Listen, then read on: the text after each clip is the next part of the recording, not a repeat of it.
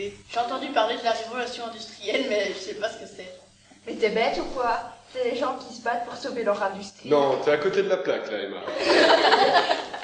Bah, c'est quoi? Non, mais...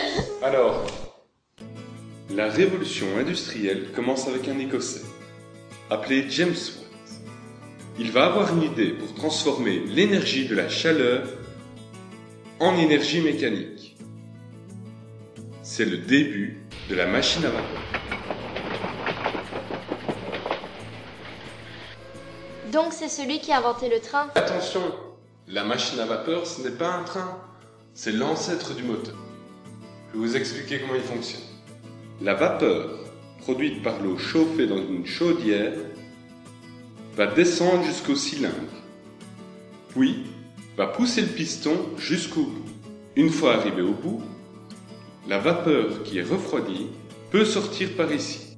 Puis, le piston reprend sa place initiale. C'est ce va-et-vient du piston qui va faire tourner la roue.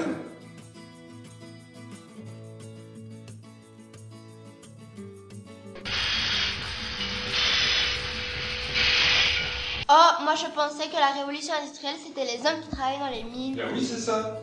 C'est quoi le rapport avec la machine à vapeur? Ah, bonne question. Pour fabriquer tout ça, on va aller extraire du minerai de fer, qu'on va allier à du carbone pour fabriquer de l'acier, qui est plus résistant. Puis, on va utiliser cet acier dans les usines pour fabriquer les machines. Et dans d'autres mines, on va aller extraire du charbon, qui servira à faire fonctionner les machines à vapeur. Mais pour faire tout ça, il faut des ouvriers. Beaucoup d'ouvriers.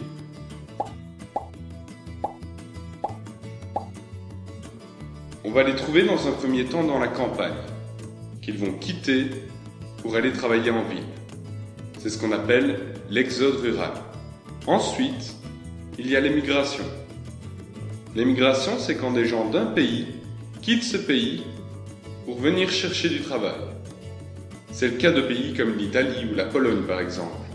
Seulement voilà, il y aura tellement d'ouvriers qu'il va falloir leur construire des quartiers entiers tout près des usines. C'est ce qu'on appellera les corons. Donc il y a avec des ouvriers Et des grèves. et des congés. Parallèlement aux ouvriers, une autre classe sociale va faire son apparition. Ce sont les patrons. Ils vont faire travailler les ouvriers dans des conditions très difficiles. Des grèves vont éclater.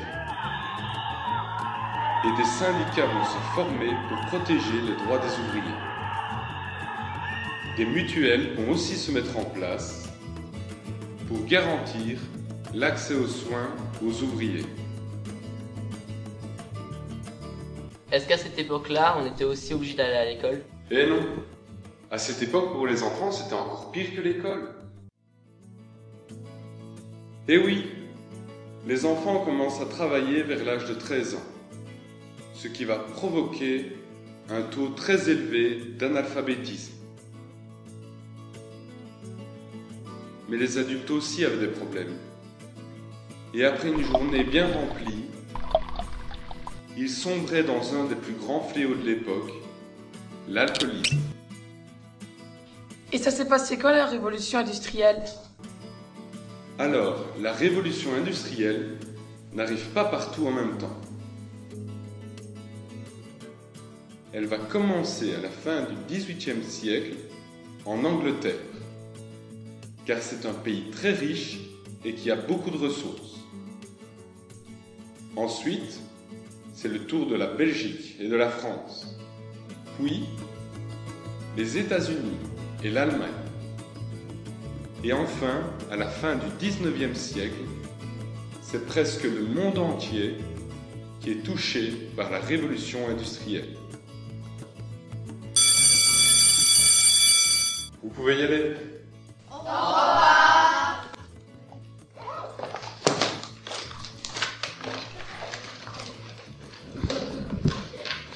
Take time, do what you're gonna do and just smile, you're gonna see it through.